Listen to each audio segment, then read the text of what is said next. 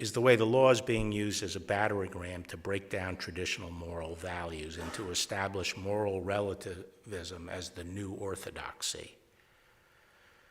Law is being used in a couple of ways. First, either through legislation, but more frequently through judicial interpretation, the forces of secularism have been continually seeking to eliminate laws that reflect traditional moral norms. At first, this involved rolling back laws that prohibited certain kinds of conduct, hence the watershed decision legalizing abortion, and since then the legalization of euthanasia, and the list goes on, as we all know. More recently, we have seen the law used aggressively to force religious people and entities to subscribe to practices and policies that are antithetical to their faith.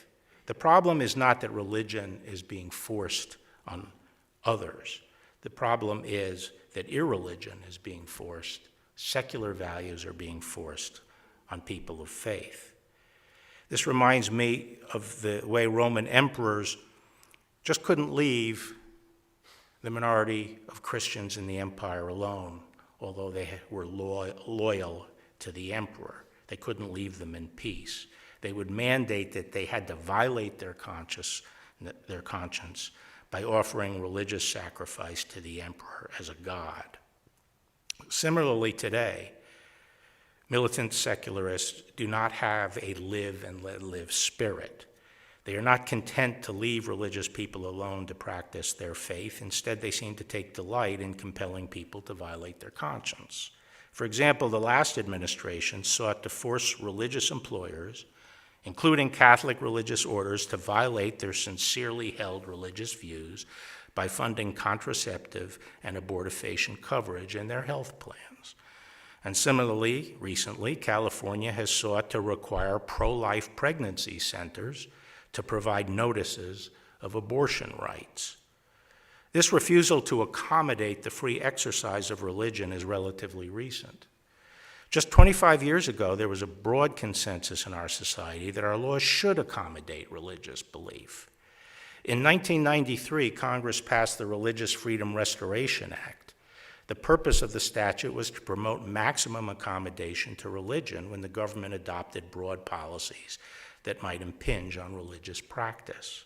And at the time, this was not controversial.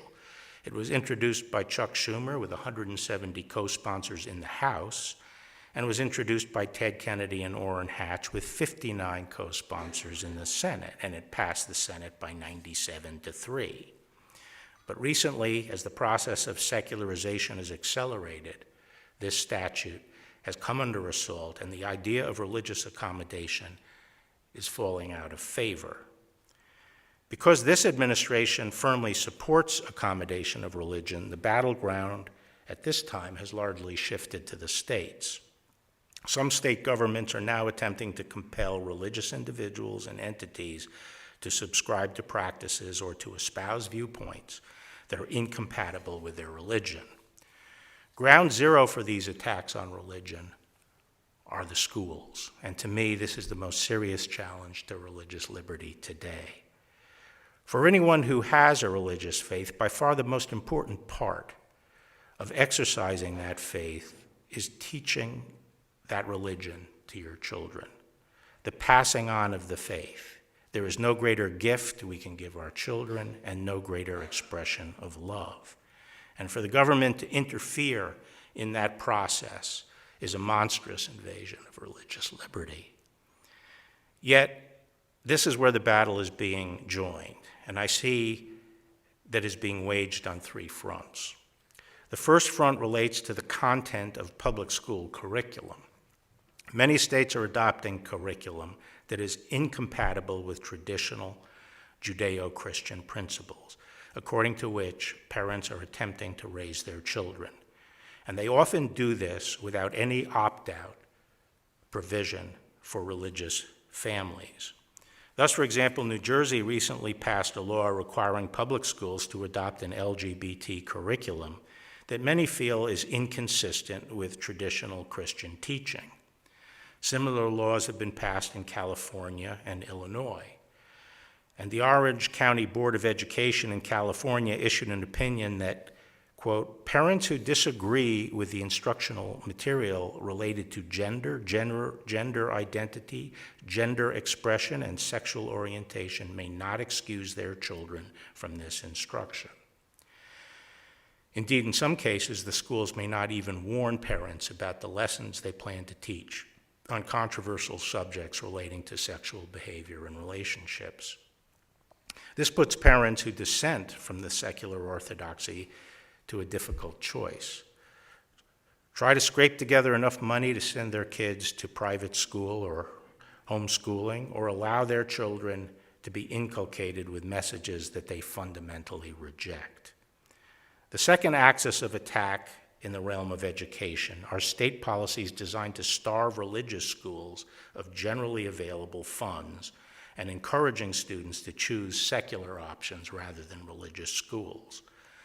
Montana, for example, created a program that provided tax credits to those who donated to a scholarship program that underprivileged students could use to attend private schools.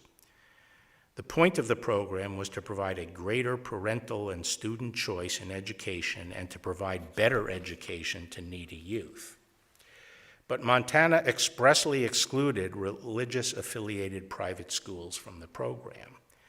And when that exclusion was challenged in courts by parents who wanted to use the scholarship to attend a non-denominational Christian school, the Montana Supreme Court required the state to eliminate the entire program, rather than to allow parents to use the scholarships for religious schools. It justified this action by pointing to a provision in the Montana Constitution commonly referred to as the Blaine Amendment. Blaine amendments, as many of you know, were passed at a time of rampant anti-Catholic animus in this country and typically disqualify religious institutions from receiving any direct or indirect payment from state funds. The case is now in the Supreme Court, and the Department of Justice has filed a brief explaining why Montana's Blaine Amendment violates the First Amendment.